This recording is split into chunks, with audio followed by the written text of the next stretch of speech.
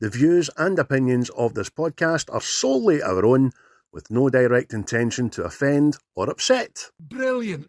Fucking brilliant.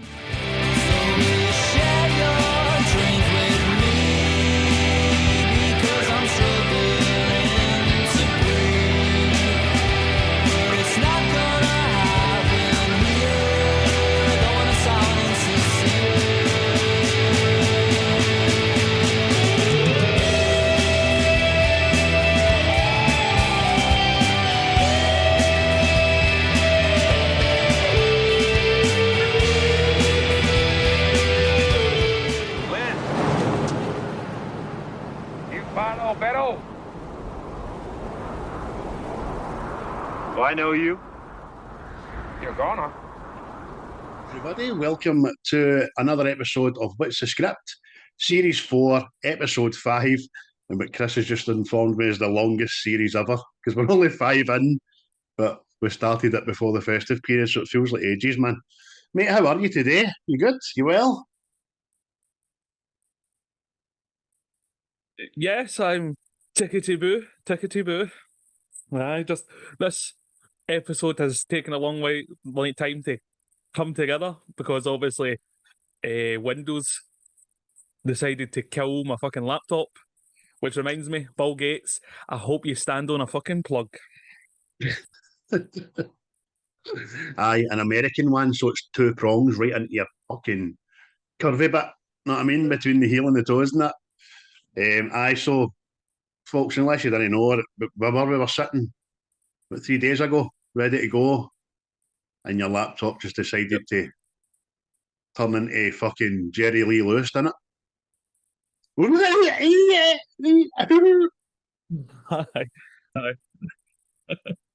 I just decided to self-terminate, but fucking aye. So here we are with a new spick and span laptop. Aye, good man. See, this is what you do, folks. Hardware's all sorted. It just seems to be the Wi-Fi that gets fucking on your nerves now, you know what I mean? But aye, it was a sad day. I was all sitting excited, ready to record, and big Chris ended up nearly in rehab. I got management, fuck's sake. I mean, Jack Nicholson, like that. Woo-sa. Woo-sa. Aye, don't raise your voice to me. What? I wasn't raising what? No. So there we go, smashing. So aye, it's series 4, episode 5. We are doing the 1978 classic. We always do classics, didn't we, mate? We always do this shite. 1978 classic, starring Clint Eastwood, Every Which Way But Loose. And believe it or no, 1978 was the year I was born, and I counted it on my fingers. I am but 7 months older than this film when it was released in December of 1978, mate. Aye,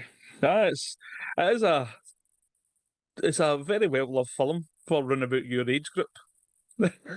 No, I mean it's That right, son. been... Aye, take my horn off your arse, you wee bastard. Talk to. The first time I seen this, it was probably a Channel 5 during the day number. Know what I mean? So that's if you know Channel 5, I mean they show films for the 90s and that's their premiere. Know what I mean? So see what's on during the way. It was long ago. Aye, exactly. It turns out it was the first of a duo. The second one was released just a couple of years later on the back of the success of this. For anybody that's never seen this, especially our younger generation, do you know what I mean, that don't even watch films now, it's Every Which Way But Loose stars Clint Eastwood in an uncharacteristic and offbeat comedy role as Philo Beddoe. He's a trucker and a bare-knuckle brawler, and he roams American West looking for his lost love that he met in the Palomino. So he's obviously accompanied by Orville, who is his brother and his manager, and his pet orangutan called Clyde. In the process, Philo manages to cross a motley assortment of characters, including a pair of off-duty police officers and an entire motorcycle gang who are the Black Widows of Pacoima. And they end up all pursuing him for revenge while he's chasing Len, Hardy, Taylor. Quite the plot, isn't it, mate? Aye. No, that's just it's the highlight for me. This, hey, What's the highlight?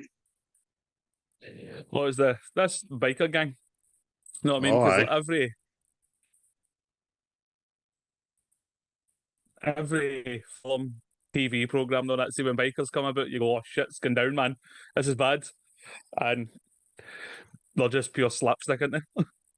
They're just comedic and funny. And how are you saying that to us? You're a biker gang. Do you know what I mean? Can you say that to us? Look, do you know what that means? Somebody sneeze on you, son. That's brilliant, mate. It's really funny. It's Aye. obviously hot on the success of Cannonball Run, things like that, you know what I mean? So it was released again, as I said, 20th of December 1978, directed by James Fargo. We've got a clue. Stars Clint Eastwood, Sandra Locke, who we'll talk about. Fucking talk about her, I'll tell you. Geoffrey Lewis, Ruth Gordon, Beverly D'Angelo, William O'Connell, James Quade, and Manus the orangutan who plays Clyde. Just a modest budget for the day, mate. $5 million. Yep. And I see it made what 85 million back. So Oh no, I wonder. no, that was America and Canada. No, It made worldwide no, was it? 104.3, and it's to date still No, Clint no. Eastwood's most profitable movie he's ever made. Well, it's not to be sniffed at. Certainly not to be sniffed at. See, I would have thought. See, I would have thought like High Plains Drifter and all that would have been more successful. You know what I mean? On a few dollars more, because they must the good, the bad, the ugly. Aye, again, depends on budget, doesn't it? And I suppose I don't know if the good, bad, and ugly have been received in years since release better than they were at the time at the box office, which maybe just stands to reason. But I was surprised at that myself. His most profitable film. I mean, you think Clint Eastwood has probably starred in, produced, directed 300 million fucking movies, man. That is some going, man. Aye, aye. Like you, mate. See, when I read that as well, I was like, that can't be right. That's got to be some like form of fuckery of some sort. It's because just like the ones we've just mentioned, the good, the bad, the ugly, and all that. Know what I mean? It's like, Aye. but See, then that's again, what it just must have shows broke you your PC. how You, loved you, this was you typed by that up people. in your old laptop, and it's seen Aye. it, and your laptop went, oh, no, not having it. Died a death. Aye, aye. It's just fucking played Russian roulette with itself. So it's Aye, very kind of cowboy orientated and on it, mate, for where it is. And obviously the title track's sang by Eddie Rabbit. It's fucking magic. Love it.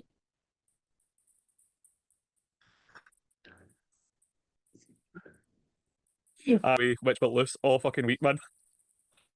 Aye, so good. It's when you hear the drums. Sporadically breaking into song with it. Every which way but loose. You need to do that before you start it, but boom, boom, every which way you lose. And then every other song in the movie is slide guitar daft, man, innit?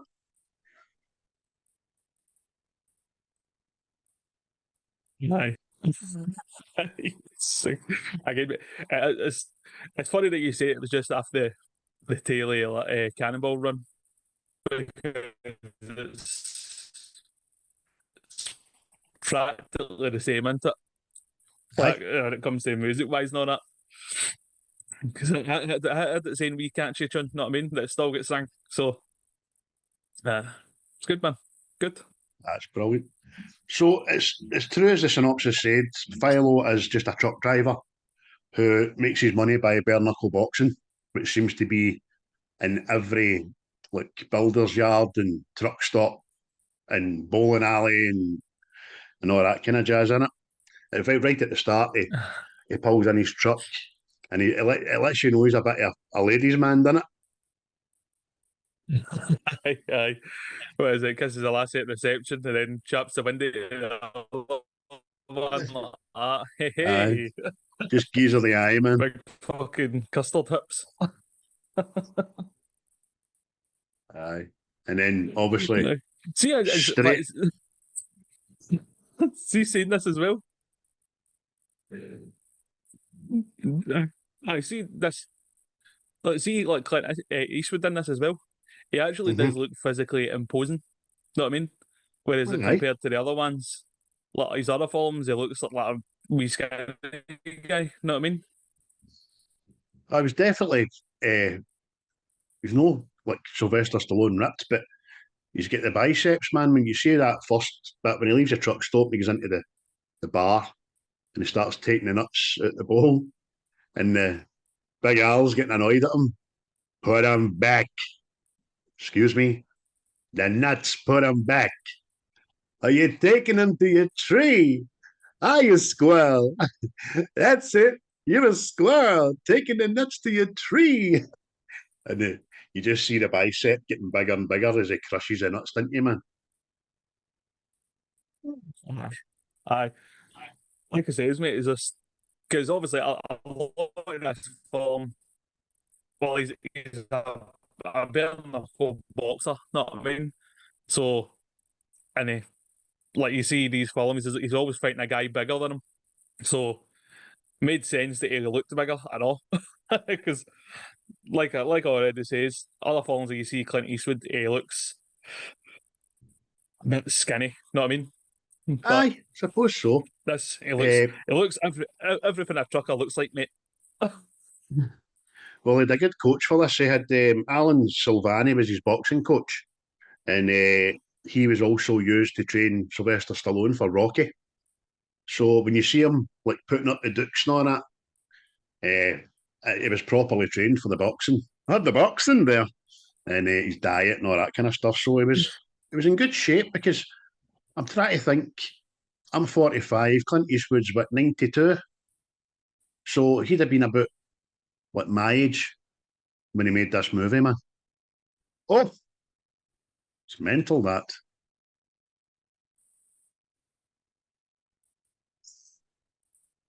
You froze, mate. Just shows you. I'll pause.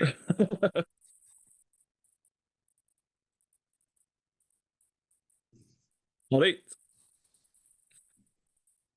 Aye, should be back on recording now.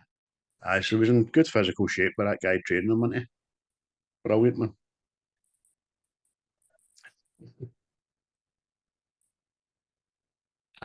Aye. Aye. Because again, in this film, obviously you see the guys he's fighting, you know what I mean? And they're all massive. So uh, would have made sense for him to look a bit bigger, you know what I mean? Instead of wee Clint. Aye. Aye, like early on, but you get everybody's talking about Tank Murdoch. So he's obviously the underground champion of the out west or whatever like that. They're all talking about him because like everybody Philo meets and boxes or fights are kind of fucking fat overweight guys having a swig of beer before they start boxing and all that, don't they?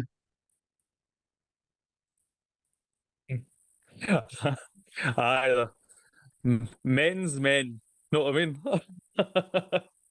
Aye, This actually could have been the origins of the Fight Club. aye, definitely, mate. Aye, they're men's men. The prick's prick. Here you go, Big Al. How you doing? Take this, man. No problem. Uh, but this film as well, right? See, it's funny and all that, but I didn't know that this was Clint's like first like really comedy film. Know what I mean?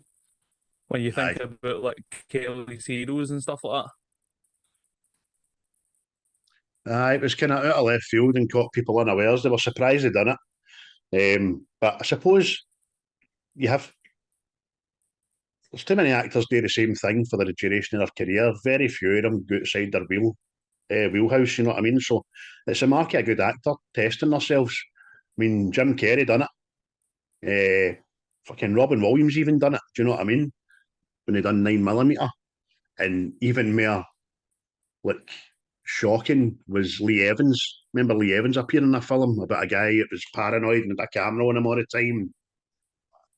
Kudos, know what I mean? Sometimes it works, sometimes it doesn't. that. Aye, because we'll talk about Cannonball Run. Apparently, this was originally what offered to Burt Reynolds, and he knocked it back. So, Aye, good. He seems to be at the top of the tree where film offers go that me and you do. Burt Reynolds is always sniffing about. Everybody wants a bit of Burt Reynolds and that moustache.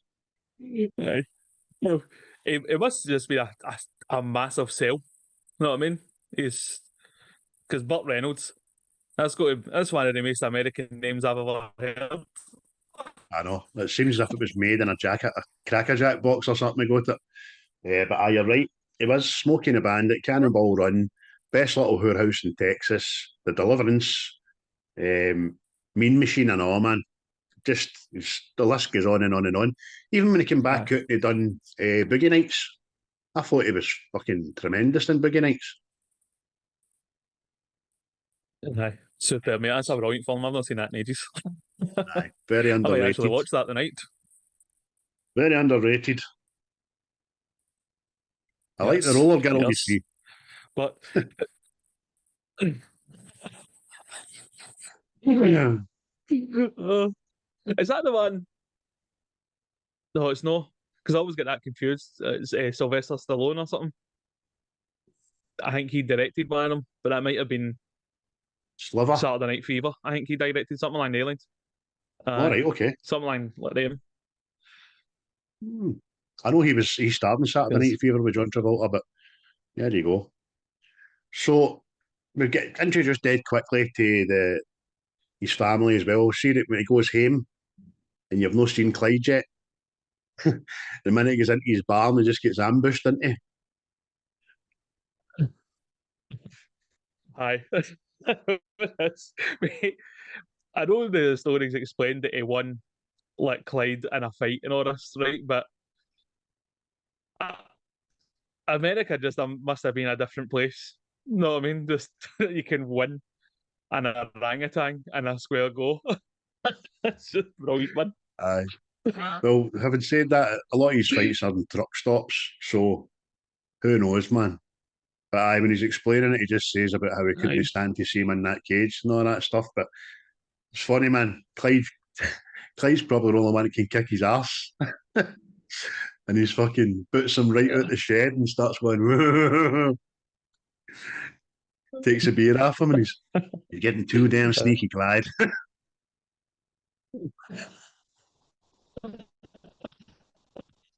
Aye. See, uh, it's the thing in movie making, isn't it? They say don't work with animals and don't work with kids. But a big orangutan, mate, just makes us stun out, doesn't it? Well, Clint Eastwood himself said that Clyde the orangutan is one of the most natural actors I've ever worked with, but you had to get him on the first take because boredom kicked in after that. Know what I mean? Aye, because it's just, I mean, you're trying to think of films where it's like an animal is like the co-star, really, you know what I mean? But aye, I don't know if there's like films before this, but I think this might have been one of the first ones, that like the animal was like the sidekick sort of thing. Aye, could have been. I remember a old Disney film with like the guy for Herbie, and he had a bear sitting next to him and all that. But there used to be a telly series for the 60s in America, but it was on in the 80s in fucking Scotland, and it was called Gentle Ben, and it was about a wee boy that had a bear.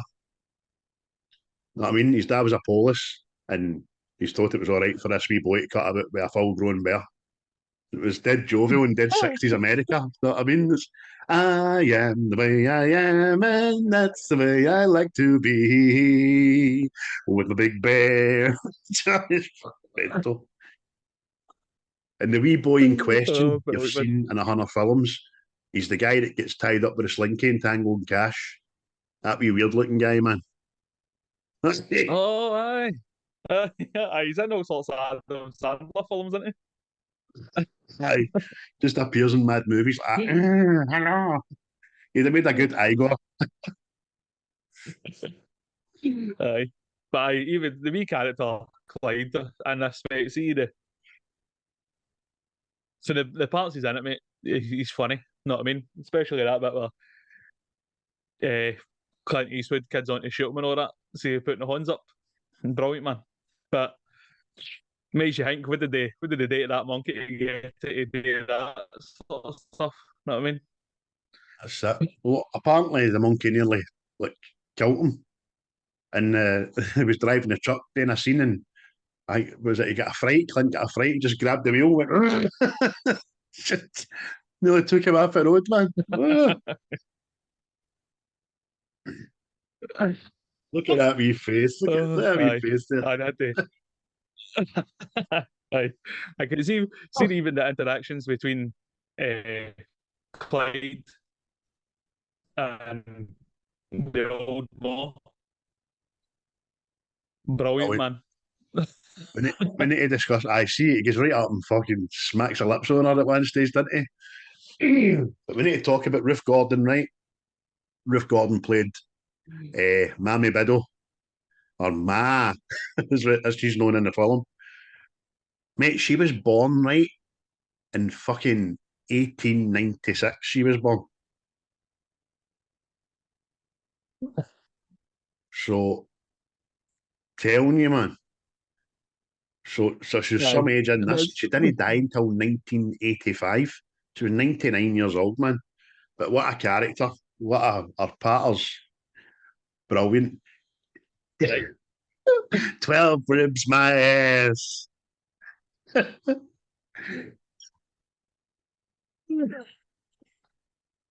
No respect. See, because she's actually got one of my favourite lines in the film as well. See, obviously when the biker gang comes up and they start attacking her house, and obviously she starts fucking shooting off this gun that just would blow a hole in the fucking planet, but it looks at. But then, soon as she's got in the house after she set about on him, she just goes, "I'm leaving a poor, old, defenseless woman all alone." Aye. Let's talk about some of your favourite scenes, mate. But like I just says, that one with the bikers at Mad's house when they're getting set up, it's just hilarious, man. Hilarious. Uh, again, it's like practically everything it's got to do with the hangman, the bikers, because soon they get set about at the diner and all that. Hilarious. They're going to terrorize these people, calling this guy lardass and all that, and the next thing they're all just setting about these bikers. It's just brilliant, man. Oh, superb. I think you've just coined my favourite two scenes. The one with Ma and the one in the diner. Because all the time, the leader, Big Cholo, he's just so fucking disappointed in the man. He's just, why? He does it at the end, didn't he, when he's in the mud? Why me? Why me, Lord? No, I mean, he plays a great part. But the Audi, all the forefront bikers, they play a great part, man. Get their ass kicked. The money, see the budget of this film, it must have been spent on wrecking bikes.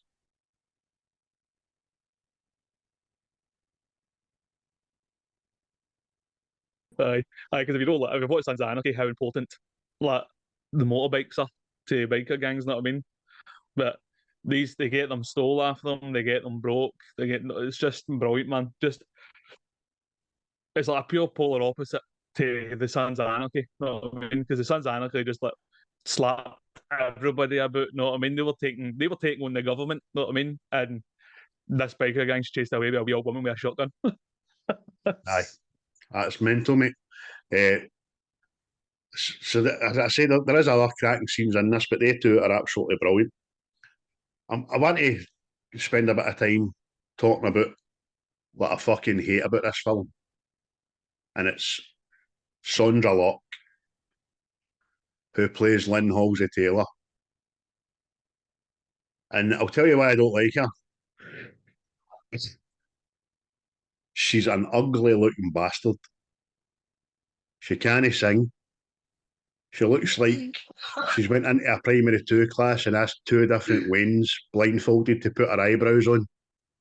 She's a skinny dying bastard. And he chases all air America for her. And what makes it worse, right? I mean, it could have picked it. I think in 1978, it had Farrah Fawcett or something like that. Or her that played Wonder Woman, whose name escapes me. I had a bevy of women. And he gave her the role. And see her singing, I know. Her singing's fucking, I can't watch her. That big mouth, that big chasm in her face. What's a girl to do? And she's trying to look sexy and all that. And you're just like, oh, threw up my mouth a wee bit there. And to top all that off, right? People listening here, what's worse is Clint Eastwood was banging her real life. Salad. Mate, that's what it is. I mean, she's she's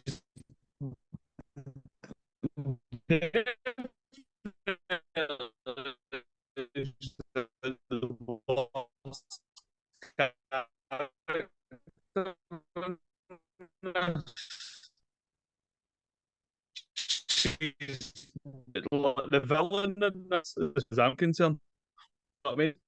Because she's a smuggler of men. She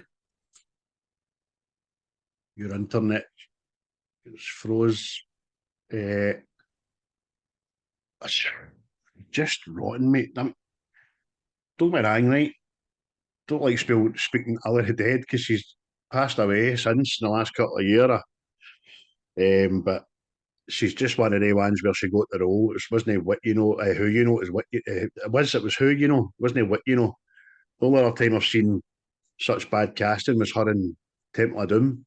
Minute she was sleeping with the director and all, wasn't she? Andy. She vexes me greatly. Super bud. I guess. Well, I think I've only ever seen her in something else, and I think it was the outlaw Jesse Wales or something like, or Jesse James, something like in Aliens. But she's not my favourite. Put it this way, not my favourite. No, not my fucking favourite either. The two police that chased him, just another random goes into the bar, bumps into him, big fighting shoes, you know what I mean? And the two police, as Philo's giving him 10 rapid, he says to the barmaid, phone the police. They are the police. And they start chasing him, and oh man, mental. Yeah,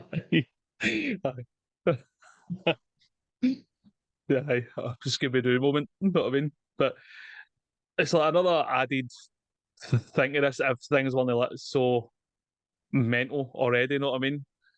It's just like chaos ensuing from all angles. It's like another side story to the main story to another side story. It's brilliant, man. Exactly. And see, I know I quite like Smoking the Bandit. See, when it goes to a scene with him, like in Smoking the Bandit, every time you see Buford T. Justice and his boy, and the police car goes, dun, dun, dun. And the same thing happens in this film with it too. Must be a Warner Brothers thing they had to use a couple of times. Bam, bam, bam. It's fucking mental, man. See, but in fact, they two police, right? That's like another scene I like about it. See, when obviously Philo is at fishing, and this guy creeps up behind him, ready to do him in, and the next thing, You've got a bite. You've got gaze that. No, and he ends up Aye. setting about him, but and then he's up in the tree and he jumps on the other copper, and you just hear this mad Tarzan scream across the lake. Aye. It's funny the way he's reeling it in. His passion for fishing takes over, but he's fucking there from the first place. And he's, oh, give me that rod now. Don't let it out now. Give it here. Give it here. Give it here. Oh, it's a monster. Oh, it's a monster. And then it's the comedic bit as well. See when Philo takes out the water. I gave him the fish and meant, listen, I'm sorry, no hard feelings. Just fucking rattles him. And then his wee partner's running through the forest with all the gear and all that. Oh, it's fucking. That's good. Aye. Superb. Aye, and then there's a wee Orville, he's out in the boat with his new bird. And she's like, what was that? And he goes, oh, I think he's spending too much time with Clyde. Aye, that's right. Aye. I mean, they pick her up. It seemed to be a big thing in America. I don't know if it's done today, but it seemed to be a big thing in America where every 15 mile there's a fucking fruit and veg stall on the highway, isn't there? And they pick her up, obviously. What do we call her, Craig? Her name is Beverly D'Angelo. And you might know her as being Mrs. Griswold out of National Lampoons, innit? Aye. She's in a bevy of films, by the way. I think the last thing I seen her in recently was Violent Night. Violet Night, mate. That's what I was going to say as well. She's good in that, wasn't she? Aye, mate, she's good at everything, mate. Good at see everything I've seen her in. She's been good. Because I think she might have been the Maw in American History X as well. I'm not sure, but Ooh. Well, I've not seen that in a minute, that film. aye, aye. It's full of the angry white boys. Oh, I know, aye. The short hair's not like. That's when Errol's brother used to be fat, wasn't it? Aye, aye. He's a big fella. He's a big fella. But And John Connor was still a wee bastard. aye, but aye, you're right. What's her name again? D'Angelo. Aye, Aye. mate, it's funny as well, right? Because see, our character's name in this is Echo, right? Huh? So, aye, so see, what's your name? Echo. They go, huh? Echo, and even Clyde does it. Clyde does it as well. See, when they're introducing Echo, they go, Clyde, this is Echo, and he goes, Echo. That's brilliantly written, that bit in it. And then Beverly D'Angelo's reaction, being the character, is as if this has happened all her life. Everybody's just had to say it twice. She's like, Echo, huh? Echo. That fucking, you know what I mean? That's class. Absolutely class. So, Aye. I've just a Superb, wee man. reiteration on the budgety thing. It's adjusted for inflation, whatever that means. It's one of the biggest hits of Clint Eastwood's career, or the biggest hit of Clint Eastwood's career. So there you go. Inflation had something to fucking do with it. I don't know why, but not a bad markup. You know what I mean? So it was another thing. It was the first movie to earn $10 million or more on its opening weekend. Just shows you, doesn't it? Timing. I mean, Clint Eastwood takes a chance on his career by doing Yeah. a comedic role with a monkey, and what American public go, I'm into that. I want to go and see that shit. Aye, of course, because it must have been like a standout. You know what I mean? Like, what? You know what I mean? Be like the equivalent of what do you mean? Jackie Chan's in a film where he's like he's a gangster? Like, what are you talking about? It's just Aye. Well, the Japanese just go mental for it. it's so good. The big cholos, I was saying, I know, man. Even when he eventually says to him, you Philo Beddoe. See, I get right. I know like Clyde is like seen as this gentle soul and all that through the film, right? Right. That bit is where all is underneath the van. Oh, and aye. Clyde like takes his beer, but then like tries to murder him. Aye. That's it. He lifts up the car as if to say, use your beer or you're getting crushed. You know what I mean? That's the start of the Rise of the Planet of the Apes. There, Well, there is a big orangutan in that. It kind of starts off as a voice of reason, doesn't he? As if, come on now, we need the humans. You're doing a wee bit mental there, Caesar. And then he goes like that, fuck it. Starts dangling off the Golden Gate Bridge and all that, taking bullets. Aye.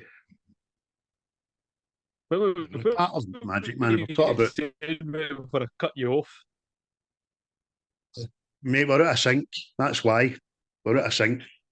I start talking Aye. and it's mental. I think it's internet in my location, to be honest with you, because it's going up and down like a fucking whore's knickers. So it is. So that's a pain in the dick. But we'll talk about the patter there. Another one, Cholo, when he's on Mo's porch, and he's like that to her, you're not very hospitable, are you? And she's just, hospitable, my ass, get off my porch. And as soon as she pulls at the shotgun, see the wee biker with the horns. Oh, lady, put down a gun now. Oh, lady, put down a gun now. Yeah, brilliant, man. He has proper And sight there you himself. go. See, for some reason,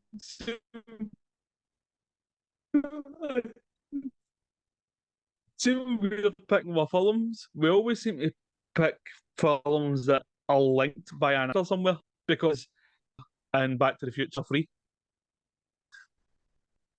Because of Clint Eastwood.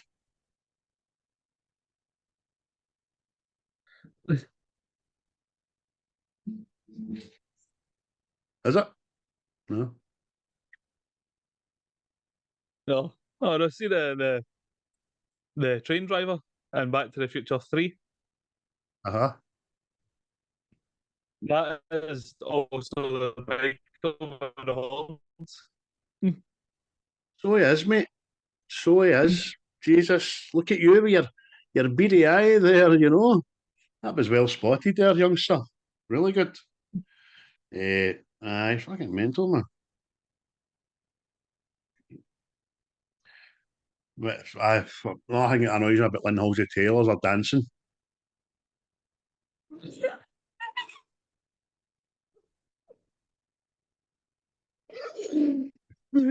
Wait, see the bit like I'd say it annoyed me about her. See that bit where she's confronted at the end by Philo, and then she's just as the camera's just on her face while she's supposed to be punching Philo. I was like, there's no reason for you to be reacting that way. No. He should have recoiled that big giant bicep Ermi has and smashed her right in the mouth. Sent her into fucking the sequel. Cow. Because by the way, she pulls no punches, and I don't mean about slapping him in the face. No, she just says to him, "Look, I do this all the fucking time. I hustle men all over America, but you fanny, you had to fall for me. You had to chase me. Blah blah blah." And we eventually see the mad Skylar. Fucking, he's like a librarian pimp with fucking gold on it. And Gabriel's suit on, gone bald, more changed than BA. Oh, Jesus.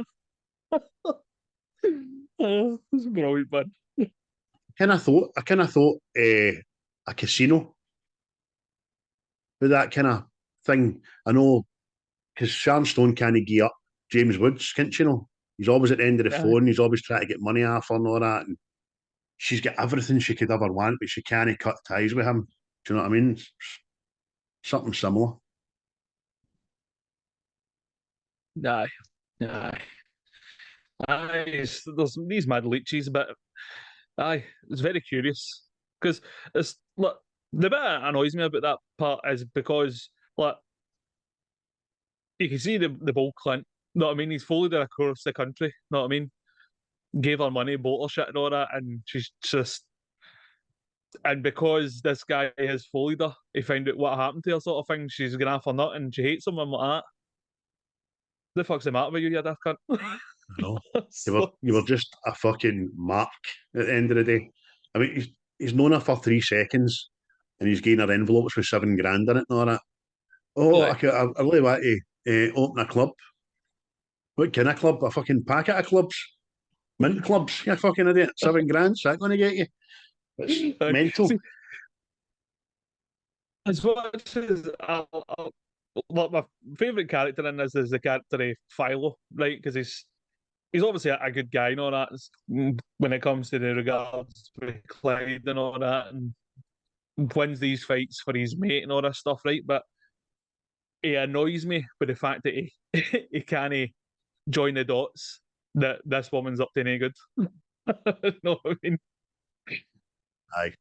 Especially when he's out a run, and she fucking speeds up to get away from him, you know what I mean? And then she's like, and she catches up. There's another good bit I forgot to mention as well. Like when Philo goes out that night to get pissed, and he ends up coming home drunk, waking up Orville and Echo, and it's no right. It's no right. It's shite. It's fucking. I'm telling you, it's bad news. Down with that sort of thing. And they're like, what are you talking about? Clyde, damn it. You've got someone. I nearly got someone. Clyde, you got no one. And he needs someone. They fucking take him to the zoo to get his hold into him, man. Brilliant. I will see that. Obviously, that film K9 with Belushi, that's obviously inspired that bit with the dog, isn't it? Know what I mean? Aye. Because that's that'll be just brilliant, man. Because you see, the wee Clyde's face and all, see when he's shutting that door there, just a big smile. See you later. Aye. There's a better one in the second movie when they've all got different hotel rooms. Philo's get fucking that skinny boot in with him. There's a fat guy and his bird wife in the other room, and then Clyde and this wee female orangutan in another room, and they're all fucking. He shuts the door when we get behind closed doors. I know he does that in the first one. I know it's funny as fuck, man.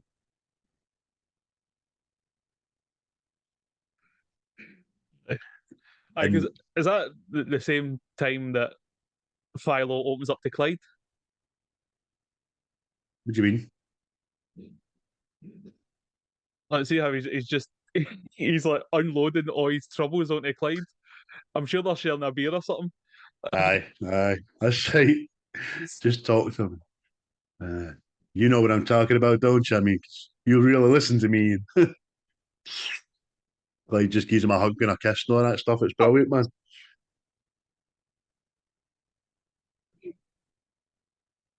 I wrote that down there. Philo opens up to Clyde. Pure buddy movie. Aye. Aye, so. Superb, man. Aye. I mean, So Orville and Echo, man, they get into the tune. Philo follows them, and that's when they have the big kind of end up with the Black Widows in it, man. And Orville quite cleverly goes and gets the garbage truck, doesn't he?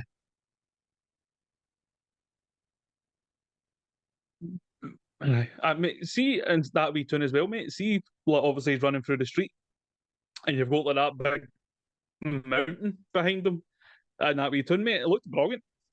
It did. And did you notice the tune? When he's standing at one end of the street and Chola's at the other one.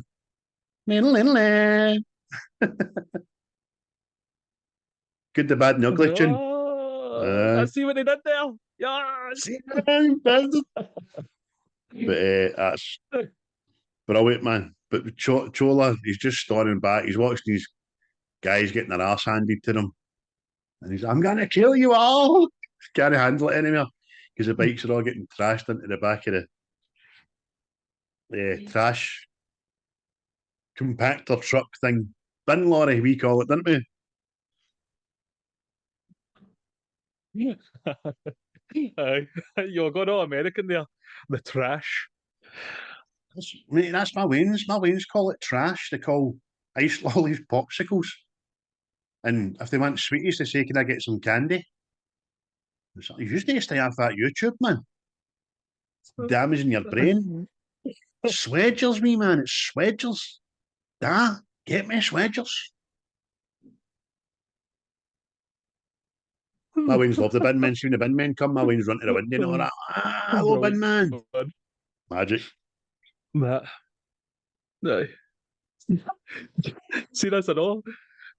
Like, again, one of my favourite lines in it. It's like, see when Philo he's combing Clyde and he's in the mirror sort of hanging and he just goes like, my God, you're a handsome devil. Sweet Clyde's like, And just see the gums out, didn't you?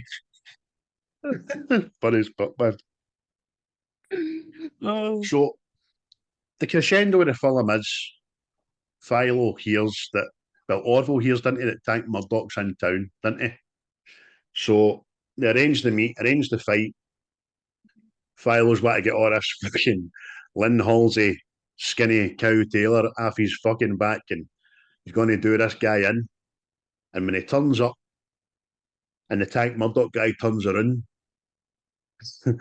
it does everything but go, hey, the guy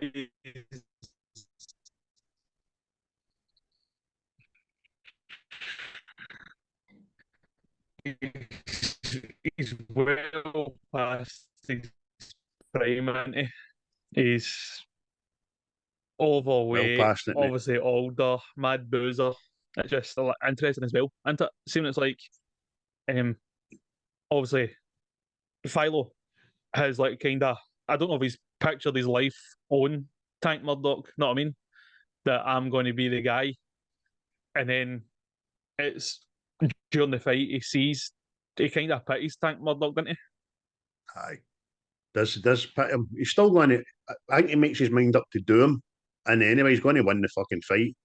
And it's not until the end when he starts to hear everybody, oh, this guy, this is a new Tank Murdoch. Oh, he'll be the one to beat.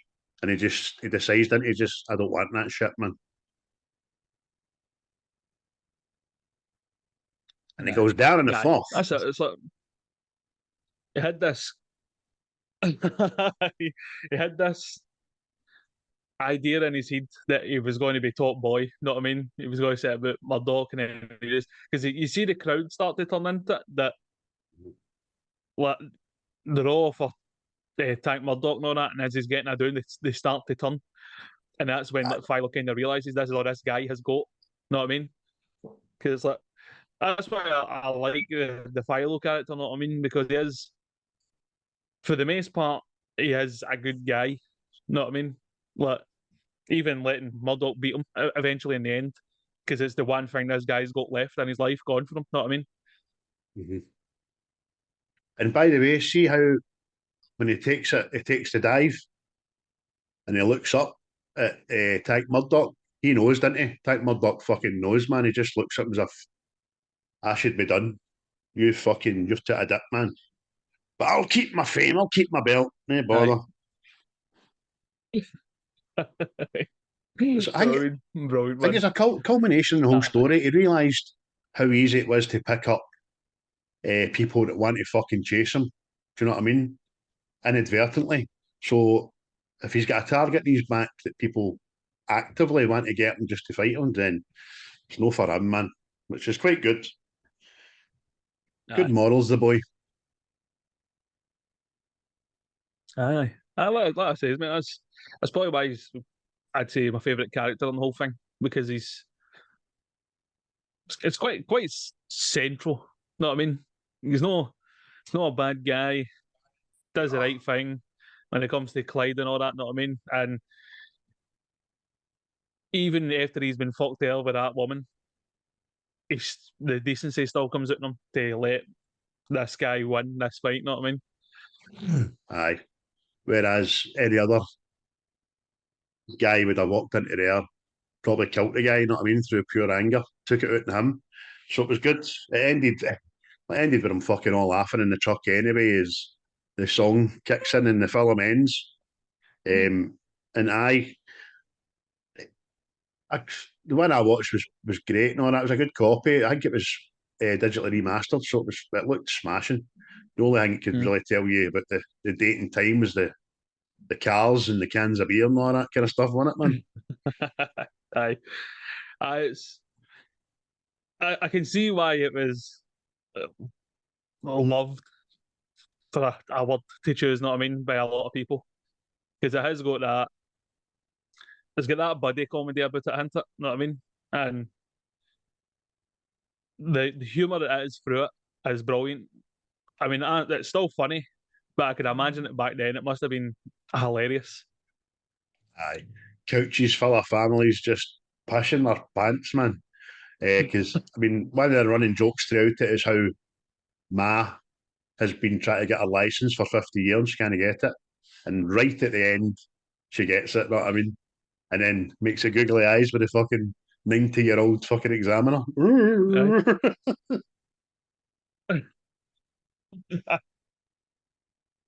But what'd you get out of 10, mate? Aye, that's. I'll get a solid 7. Solid 7. Aye. 7.5 for me, just that wee 5. It's not quite an 8, know what I mean? We're probably not even doing 0.5s, but I don't feel 7.5 for me, fuck it. Nostalgia factor's still good, still makes me chuckle, still makes me smile. When I was a wee boy, it was all about Clyde, wasn't it? Everybody loved Clyde and all that. My dad used to cut about going, right turn, Clyde. If there was an arsehole in the pub and come up and start and talk to you, my dad used to look at me and go, right turn, Clyde. So fucking hooker. I mean, that was my dad's sense of humour. Aye, because that's what I mean. There's even a fucking song like Tongue Clyde. I'm sure there's. I can't remember who it is that does it. No, I mean, but it must have just been a phenomenon for people, and the whole orangutan thing that just ticks boxes for people. Know what I mean? You can imagine. I can imagine Wayne's laughing. See that bit? Well, put your hands up and bang and kissing man or that. It must have been brilliant. Aye, we just need to find that Disney movie with the sheepdog that hooks a guy and all that. We need to find that. Need to know what that is. Oh, it's like something the dog PA or dog detective, something along the lines, man. Best 10 seconds of video you'll ever see in your fucking life. You know what I mean? Just always make you smile.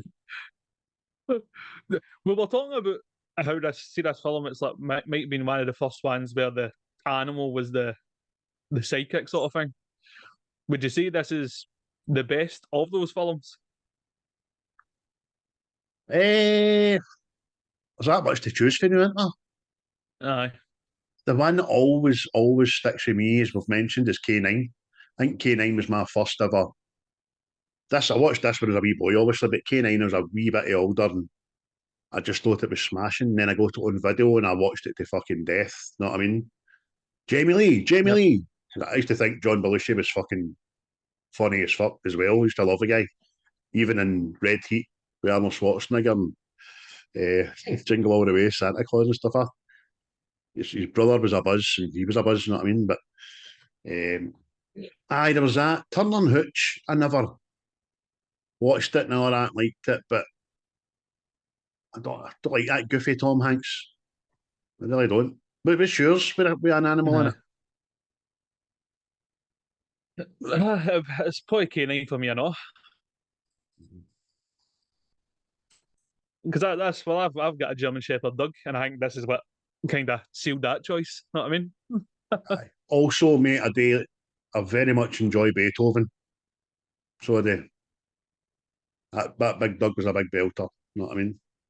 Not so sure about the foley up to it, but the first one was really, really good, man, and the plot was good, and the guy that played the dad was fucking funny, really funny, because he was always getting the piss took at him. I know how he feels. Doug's better thoughty than him. I know exactly how he feels, man. So K9 for me, mate, and K9 for you. So that's quite good. So, folks, listen, thanks very much for tuning in and listening. I'll say just now, apologies for the audio and the visuals that you're going to experience on this, which is very disappointing. It's because I'm off location. I'm somewhere else that I can't no be right now. And normally, internet's as strong as my pish after a good drink, but it seems to be going up and down, up and down, up and down. But we'll plod on. I'll edit it. We'll get it out there. We'll tag the life out of that wee bastard, the Clint Eastwood on X. Make his life a misery.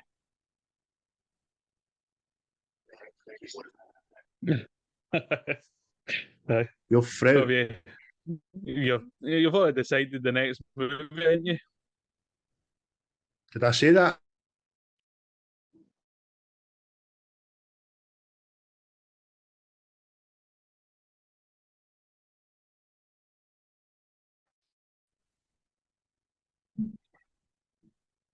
Sorry, mate. Totally lost connection there. Kicked me out, came back in. So before that happened, did I tell you the other night when I was pissed that I'd already thought of the next film? Aye. Yeah. Aye. Well, I forgot then. It's right. Aye. I've definitely had a film in my head at that moment in time, I promise you, but I don't know now, because I can't remember what I was thinking about. Let me see. I've got my big list here. Oh, there's that many. I'll need to get back to you. I'll get back to you. But rest assured, it'll be done for hopefully the comfort of my own home the next time, and we get the recordings perfect. Because this has been shit. But I just don't really want to talk about it again for another hour. You know what I mean? Elsewhere. Aye. No worries. Yes. Well, thanks everybody for listening and that. And I'll see you in the next one. Aye, thank you. And keep following, keep liking, keep subscribing, keep sharing, and keep hoping this is the last time we have a fuck up. Nice. Cheery bye. Cheery bye. The views and opinions of this podcast are solely our own, with no direct intention to offend or upset. Brilliant. Fucking brilliant. So share your drink.